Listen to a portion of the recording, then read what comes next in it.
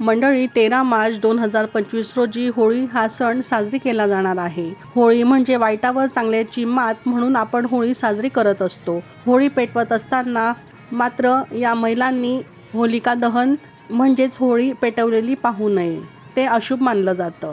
त्यांनी जर का ही होळी पाहिली तर आयुष्यभर त्यांना पश्चाताप सहन करावा लागू शकतो आणि त्यामागे देखील महत्त्वाचं कारण आहे। असे मानले जाते की होळी जी आहे ती जळक्या शरीराचे प्रतीक मानलं जातं। त्यामुळे ज्या नवविवाहित महिला असतील की ज्यांची पहिली होळी असेल त्यांनी होळी पेटताना पाहू नये असं सांगितलं जातं।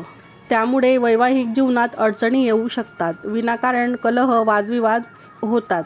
त्यामुळे नवविवाहित महिलांनी या बाबतीत काळजी घ्यावी। तसेच या दिवशी कुठल्याही निर्जन स्थळी जाऊ नये, जसे की निर्जन स्थळी, स्मशानभूमीजवळ ज्या ठिकाणी तांत्रिक विधी होत असतील अशा ठिकाणी चुकून देखील जाऊ नये।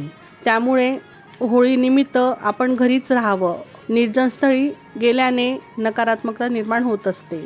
तसेच दुसरी गोष्ट म्हणजे आई वडिलांचं एकुलतं एक अपत्य असेल त्यांनी होळीला अग्नी देऊ नये, ते देखील शुभ मानलं जात नाही। तसेच होळीसाठी जे काही लाकडं आपण घेतो त्यामध्ये आंबा, चिंच, वड, पिंपळ यांचे लाकूड आपण घेऊ नये, कारण या झाडांना आपण पवित्र मानतो, त्यांची पूजा आपण वेळोवेळी करत असतो।